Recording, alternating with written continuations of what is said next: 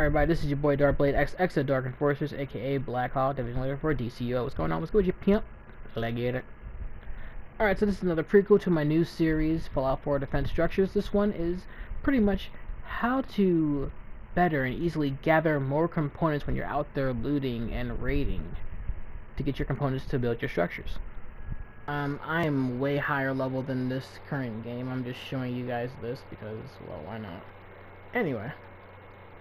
As you increase your strength, your carry weight is also increased, so that is something you guys want to look into if you're going to actually be running around the wastelands collecting up stuff. Unless you want to just use companions and just leave it at that. It's up to you, of course. Now, there is a perk you want to get if you guys are looking to carry a lot of stuff. Like, I mean, I salvage a lot of stuff, so that's what I do mostly in the game. Okay, so there is Pack Mule. The first perk of it, or the first rank of it, increases your carry weight by 25. The next one will give you another 25, putting you up to 50. The next one will make it so that when you're over encumbered, you use action points so that you can still run, which is very, very useful. After that, you can now fast travel when you're over encumbered. Very, very useful. That is a godsend. Godsend. However, if you're in survival mode, which I don't play, I play on very hard, I don't play survival mode. But if you're in survival mode, this is probably a useless perk for you. I imagine they either took this perk out or they replaced it with something beneficial for survival mode. I have no idea. However, if you max out this perk, the next rank will give you running cost of 50% less action points when over encumbered, which is great. So it gives you a feeling of, even though you're over encumbered, you don't care. That's pretty much how it is. You don't care. You got action points, you're still running around, you're still walking fast, so you don't really care. Only time you care is when you run out of action points and then you just rest for like a couple seconds and it goes back up. You're good to go. So pretty good. Now, along with that, keep in mind this. Endurance. Endurance affects your total health and action points drained from sprinting. The higher your endurance, the more, or how can I say it, the less action points are drained when sprinting. So keep this up if you want to actually run for longer. Alright, now here's a charisma. You don't have to put this all the way up to really affect your carrying stuff, but keep this in mind. This is Lone Wanderer. You're going to love this. When you are adventuring without a companion, your carry weight increases by 50 on the first rank. On the second rank, increases by another 50, and now you have 100. And that's pretty much it. The other ranks just give you more damage, and you do have more action points. Now, more action points is probably good for when you're over encumbered. Right. Now, I know what you're thinking, but I have to be without a companion for all this to work, so why would I want that when I could have a companion and then have more carry weight? It doesn't really make sense, right?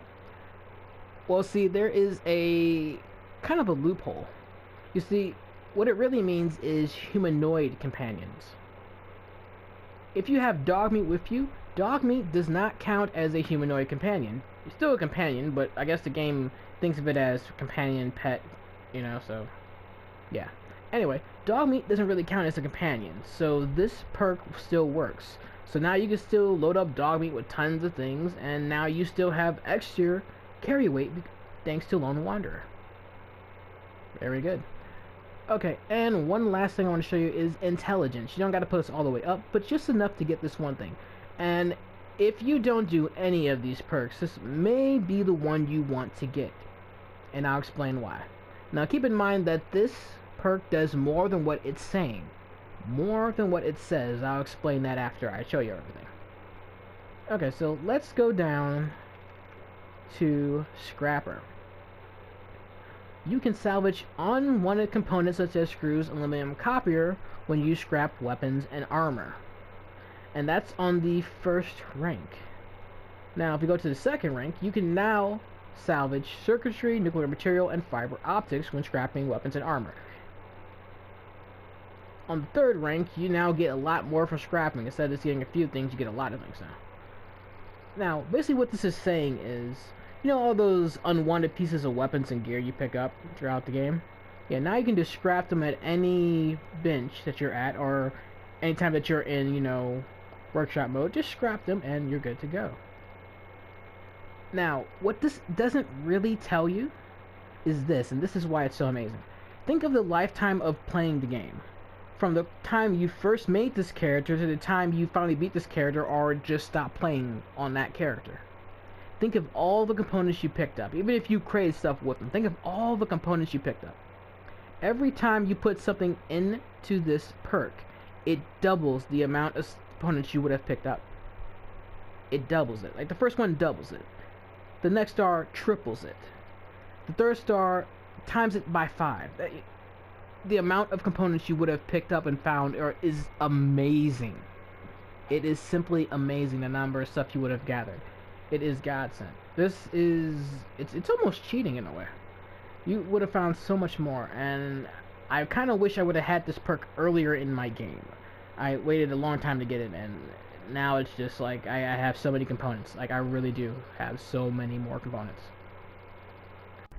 Last but not least, on the perks to get, if we go over one level, you'll see that there is a perk called Local Leader. This is an excellent perk to get.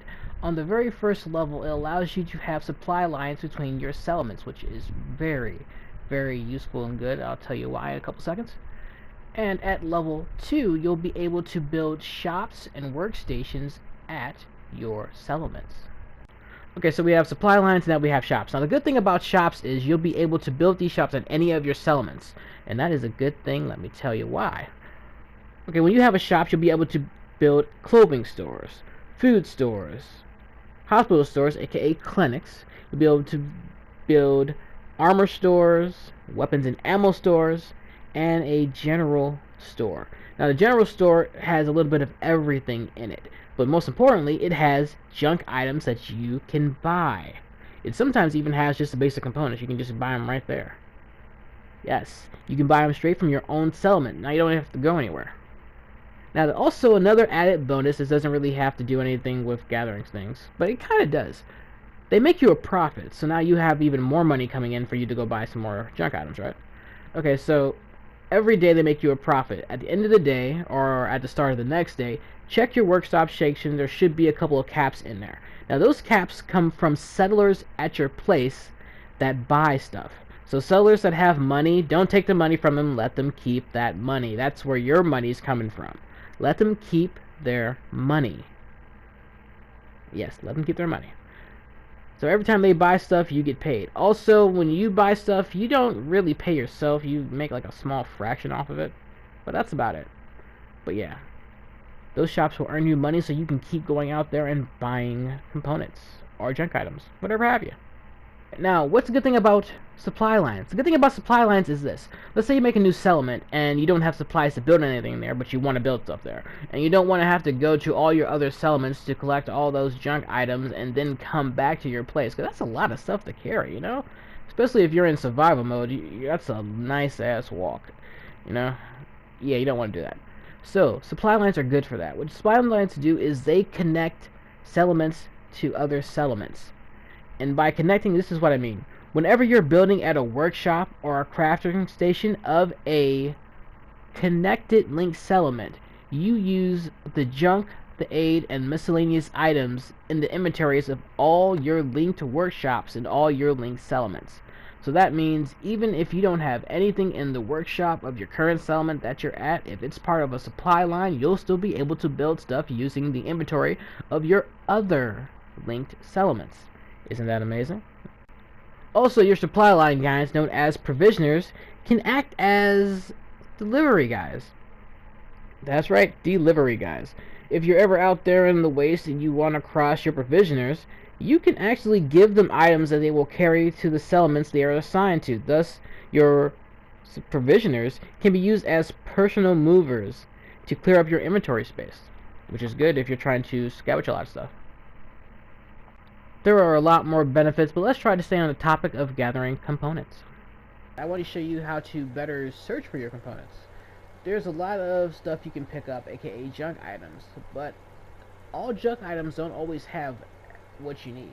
Sometimes you'll pick up junk items and the component that you need inside the junk item is not even in there, but you just picked up stuff. So this is just to save you guys some space. If you're looking for just one particular type of junk or one particular type of basic component, this will help you better to find it.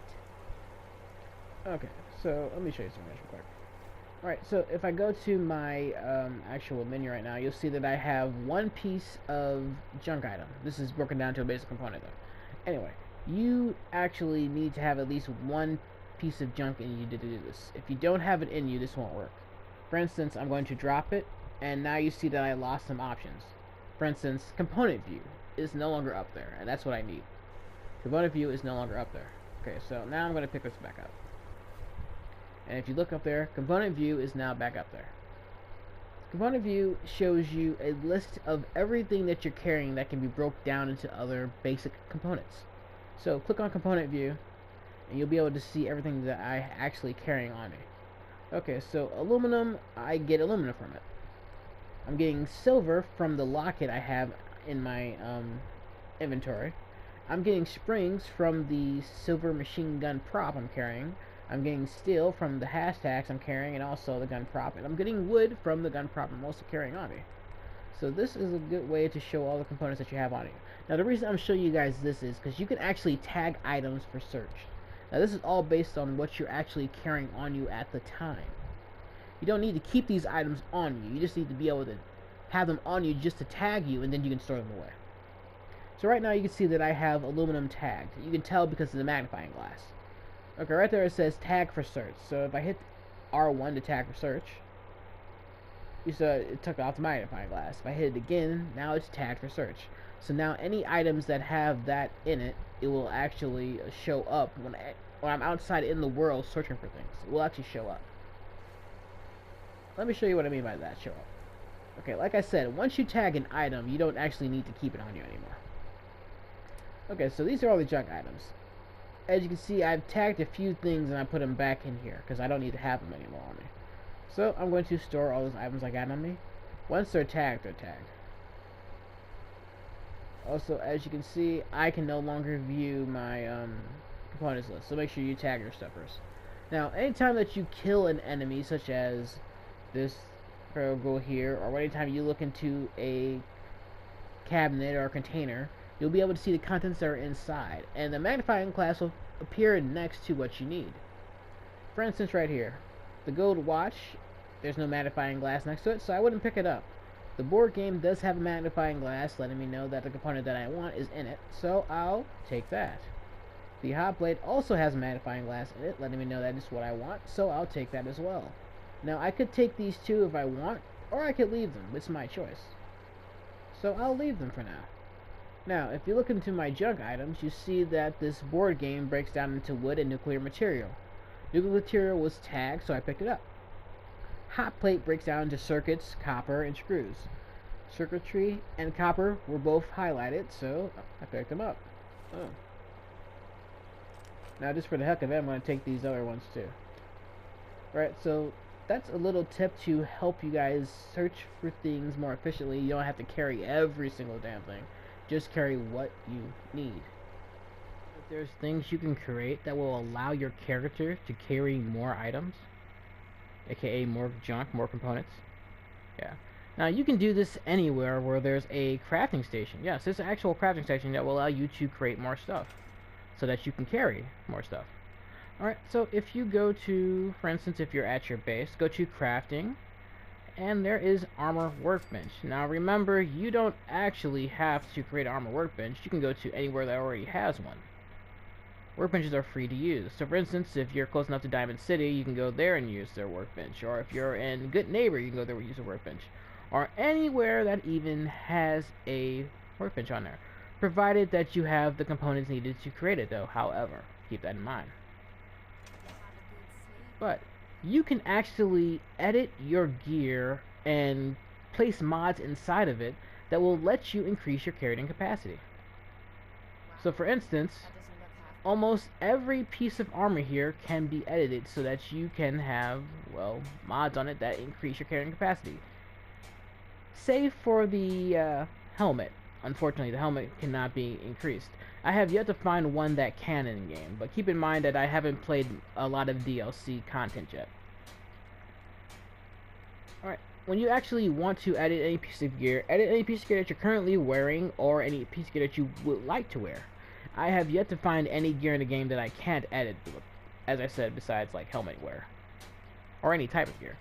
When you go in here, go down to the bottom, and then when you click on it, you should be able to find something called Pocketed. Pocketed is a mod that will let you increase your carrying capacity. It requires no perks at all, so you don't have to have the armored perk to do this. Although having the armored perk will allow you to increase the pocketing strength. What I mean is this. This is the basic pocketed.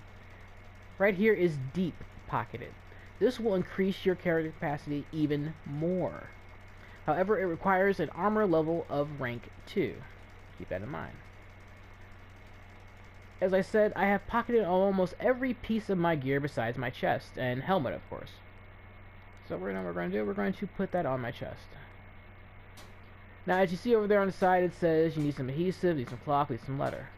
It will always tell you what you need beforehand, so if you need to go grab some stuff, go out there and get it. Alright, there we go, I got pocketed now.